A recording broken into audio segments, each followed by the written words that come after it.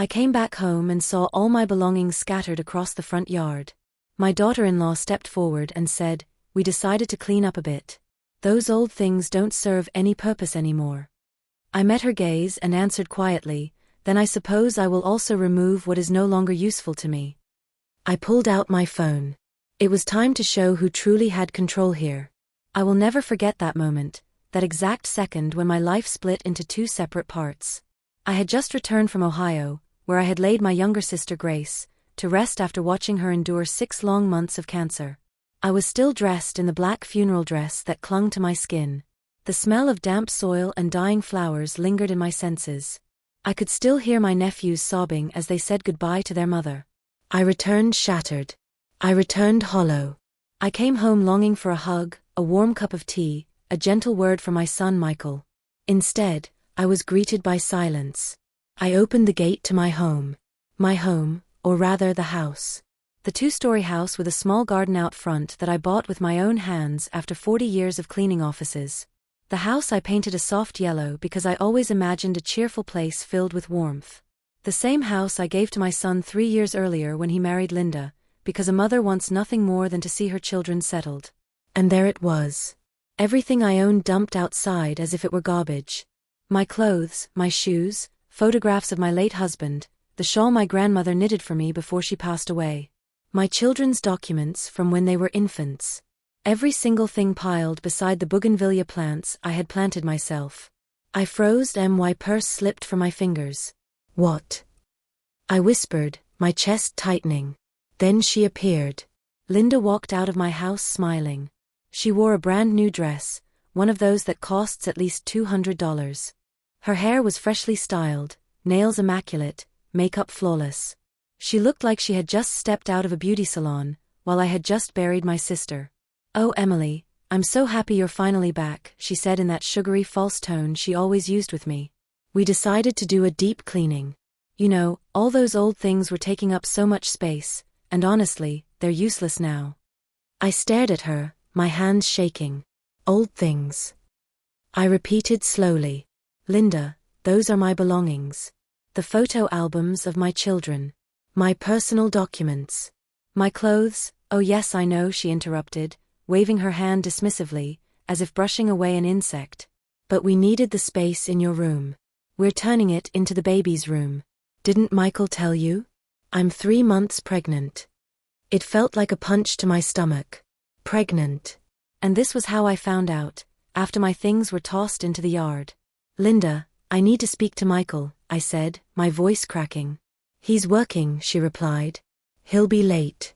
But don't worry, we left a little place for you. Come, I'll show you." She grabbed my arm with a false familiarity that made my skin crawl and led me to the back of the house, to the small utility room where we used to store tools and cement bags. She opened the door. "Tajda. You can stay here. We cleaned it up a bit. There's a folding bed. It's small, but it should be enough. And you'll need to be discreet. With the baby coming, we can't have stress or people getting in the way." The room was barely 6 feet by 6 feet. It smelled of dampness. The only window faced a dark alley. The mattress on the folding bed was thin and stained. Something inside me shattered, but something else sparked to life. I looked her straight in the eyes. She kept smiling, waiting for me to bow my head, to accept, to thank her for leaving me a corner in the house I had paid for. Instead, I took a deep breath. "You know what, Linda?" I said calmly. "You're right. It's time to clean. A deep cleaning of everything that no longer serves me." Her smile flickered. I pulled my phone from my pocket and searched for a number I had saved years ago. "Mr. Henderson, my lawyer." "What are you doing?" Linda asked, her voice no longer sweet. "Cleaning," I answered. "Just like you suggested." I dialed and waited, keeping my eyes locked on hers.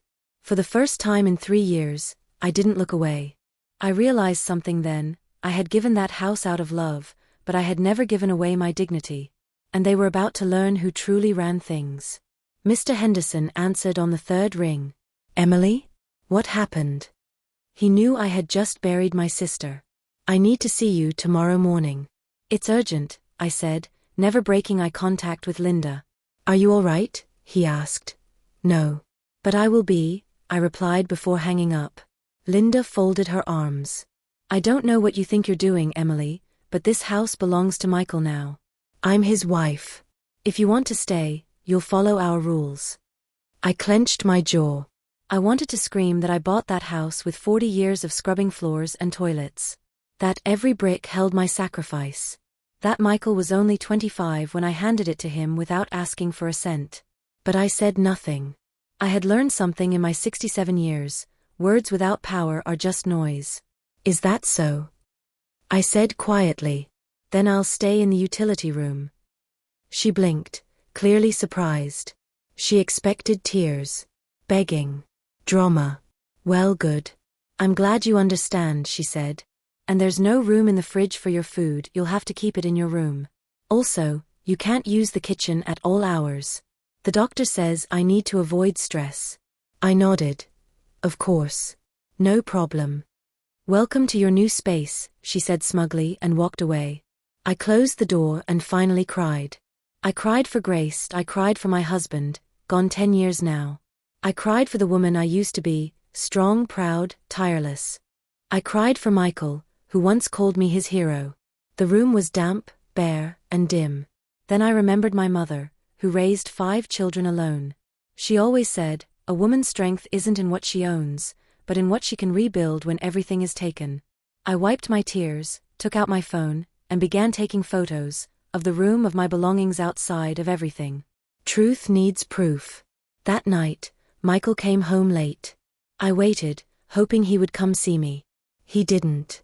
Near midnight, I knocked on his bedroom door. Michael, I whispered. He opened it slightly. Mom, it's late. They threw my things outside. They put me in the utility room. And you didn't even tell me Linda is pregnant. He looked down. I was going to tell you. I just buried my sister, I said. I came home broken. We need space, he said weakly. And me? I asked. She's my priority now. That broke me. I returned to the room, but the tears were gone.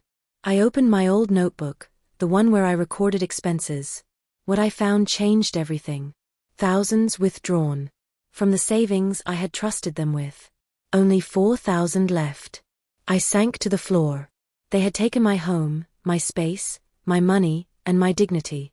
But they had no idea what I had just discovered. And they had no idea what was coming next. My legs were shaking, but I forced myself to walk over to the small window of the room. Through the darkness of the narrow alley, I could make out a soft light coming from my neighbor's kitchen. Mrs. Higgins. She always woke up before dawn to bake cookies and sell them early in the morning. She was an older woman like me, a widow like me, someone who had worked her entire life to help her children move forward. And at that moment, I desperately needed to speak to someone. I slipped a robe over my nightgown and quietly left the house. I crossed the short distance, about 20 yards, that separated my place from hers. I gently knocked on her kitchen door. Who is it? Mrs. Higgins called out. It's me. Lucy Emily, I answered. The door opened instantly. Mrs. Higgins looked at me with worry in her eyes. She knew I had just come back from the funeral. My dear, why are you awake at this hour? Come in, she said softly. I stepped into her small, cozy kitchen. The air was filled with the smell of fresh dough, a warm oven, and newly brewed coffee. It smelled like comfort, like safety, like what my own house used to feel like. Coffee? She asked, already pouring me a cup before I could answer. I sat down at her old worn wooden table, and that was when I could no longer hold it in. Tears spilled down my face. Lucy, I whispered, I need you to be honest with me. Have you noticed anything strange going on in my house these past months? She sat across from me and took my hands in hers, hands rough and calloused from years of work. My friend, she said gently, I didn't want to say anything while you were caring for your sick sister. But yes, I have seen things. What things? I asked. Mrs. Higgins let out a long sigh. Your daughter-in-law, Linda, she doesn't work, does she? No, y raplia. Michael says she doesn't need to. He says he earns enough. Well, she continued, that girl changes cars every couple of weeks. Not the same one. I've seen red, white, gray. And the shopping bags she brings in are from those expensive stores at the mall, the kind that cost hundreds of dollars. A chill ran through me. And Michael, she added, I see your son leave very early and come home very late. He looks exhausted, my friend. Thin. Like he's not eating properly. Anything else? I asked quietly. She hesitated, then lowered her voice as if sharing something painful. A few days ago, I saw them sell your furniture. Those antique pieces from the living room, the hand-carved wooden ones. A truck came, and some men loaded them up. Linda was there, smiling, counting money. The coffee slipped from my hands. The cup shattered on the floor. That furniture, my mother's inheritance. Over 70 years old. Pieces my grandmother brought from Boston when she moved here. Furniture worth a fortune, not in money, but in history and memory. And Linda had sold it like junk. How long ago? I asked, my voice hollow. 2 weeks ago, my friend. When you were in Ohio. I fell silent. Mrs. Higgins bent down to clean the broken cup, but I barely noticed. Inside my head, everything started to connect. The missing money, the excessive spending, the sold furniture, my belongings thrown outside, the utility room. Linda wasn't just pushing me out of the house. She was erasing me. Erasing my past, my memories, my existence. And my son was allowing it. By the time dawn arrived, I was back in the utility room. I sat on the folding bed with the bank statements and my notebook resting on my lap, and I made a decision.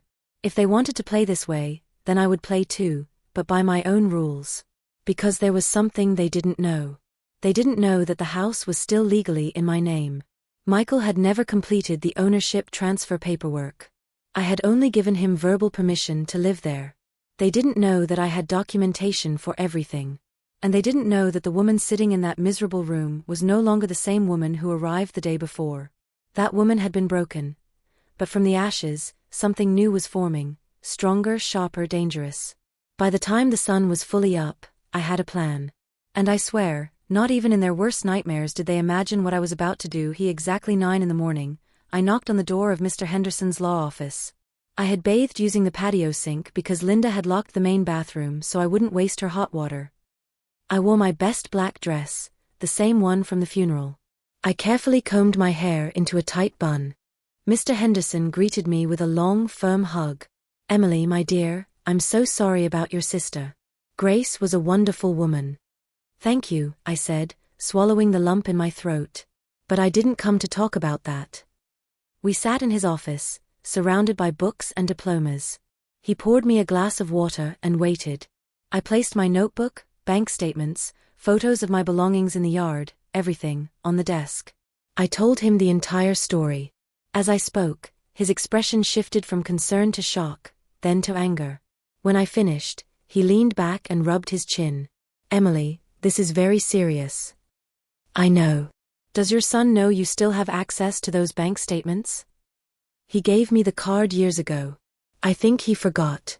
I never used it. He nodded thoughtfully. Good.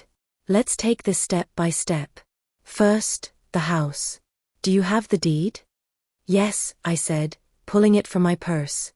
He examined it carefully, then smiled, not a happy smile, but a calculated one.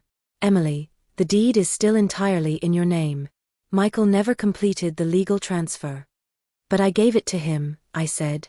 Legally, a property gift requires notarization. What you gave him was permission to live there. In legal terms, an accommodatum. The house is still yours. Hope surged through me. That means you can revoke that permission at any time, he continued. They are essentially tenants without a lease. And the money? I asked. He reviewed the statements. Many transactions were done electronically. Did you authorize them? No. And is the account in your name? Yes. Then this may qualify as misappropriation of assets. Family fraud. I shook my head. I don't want him in jail. I want fairness. And you'll get it, he said. But first, we reclaim your power. He wrote quickly. We'll change all bank passwords. Then we'll document everything that was sold and report the unauthorized sales. Rent. I repeated. He looked at me calmly. He expelled you from your own home and sold your mother's furniture. Do you think he deserves to stay for free? He was right. And if he refuses? I asked. Then we evict. Later, he asked about other assets. I told him about the apartment I rented out. Perfect, he smiled. You have independent income. What do you really want? He asked. I want justice, I said. He nodded. Then we begin. I left his office hours later with documents, plans, and hope. They thought they broke me. They were wrong. I returned home carrying groceries. Linda and her parents were waiting. She forced me to sit at my own table. Mrs. Emily, her father began, we've heard there have been misunderstandings. Misunderstandings. I repeated. Yes, her mother added. Young people need space. I tightened my grip on the silverware. I understand the need for space, I said calmly. What I don't understand is why my belongings were thrown into the yard without my permission. And that was only the beginning. Oh, Emily, let's move past that, Linda said, waving her hand dramatically. It was just a simple misunderstanding. A communication error. I already apologized. That was a lie. She had never apologized to me. And regarding the room, Mr. Arnold added, I think Michael and Linda were very generous to give you a space at all. Many people your age don't even have that. People your age. As if I were a burden. A nuisance. A beggar grateful for scraps. Michael said nothing. He kept eating silently, staring down at his plate. And besides, Mrs. Beatrice chimed in, at your age, you should already be thinking about making things easier for everyone. There are wonderful senior residences, nurses, activities, people your own age. Wouldn't that be more comfortable? There it was. The real reason for the dinner. They wanted me gone. Sent to a nursing home. I turned to Michael. He still didn't look at me. Michael, I said firmly. What do you think? He finally raised his eyes. They looked tired, empty. Mom, I just want everyone to be okay. I want peace. Peace. I repeated. You're asking me for peace while they're planning to send me to a nursing home? It's not a nursing home, Linda interrupted quickly. They're luxury residences with gardens. I'm not interested, I cut her off. Silence fell heavily over the table. Mr. Arnold cleared his throat awkwardly. Mrs. Emily, he said, I understand this is difficult, but you must be realistic. Michael and Linda are building their family. You've already completed your cycle. You raised your children. Now it's time for them to live their lives. Each word struck like a slap. But the worst was yet to come. And regarding the financial matter, Mrs. Beatrice continued in a businesslike tone. Linda mentioned some confusion with the bank accounts. There it was, the real reason for the dinner. They had noticed they could no longer withdraw money. There is no confusion, I said clearly. I simply changed the passwords on my accounts, something I should have done long ago. Linda dropped her cutlery with a dramatic clatter. You see, Michael? I told you your mother was acting strange. Why would you do that, Emily? That money is for the family. That money is mine, I said, feeling my blood boil. Money I saved over 40 years. Money you spent without my permission. $25,000 in 8 months. What did you spend it on, Linda? Her face went pale, then red, then purple. How dare you? How dare I?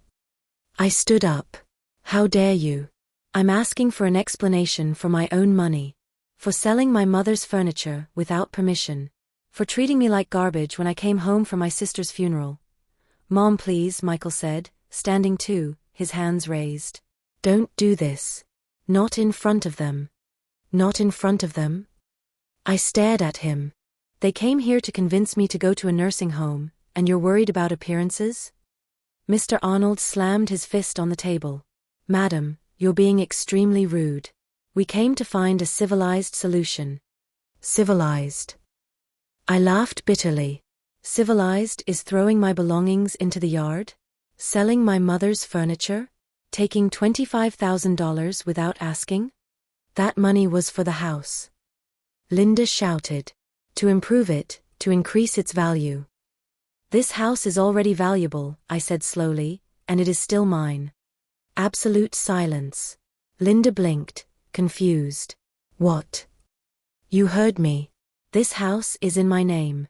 We never completed the ownership transfer. Michael lives here by my permission, a permission I can revoke whenever I want. I watched the color drain from Linda's face.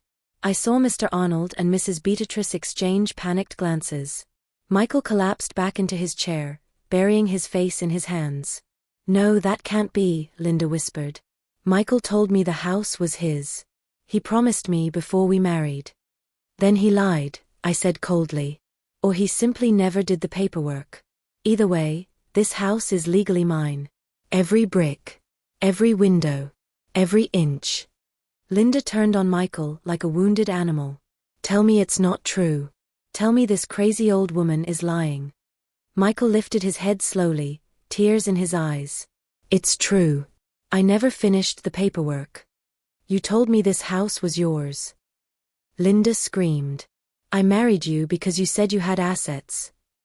And there it was, the raw truth. Linda had not married my son for love. She had married him for the house. My house. Mrs. Beatrice stood up, outraged. "This is unacceptable. Arnold, we're leaving." "These aren't accusations," I said calmly. "They're facts. And I have documents to prove every one of them." Mr. Arnold pointed at me. "You're a terrible mother. A real mother wouldn't do this to her son." Those words hurt more than I wanted to admit. But I refused to bend.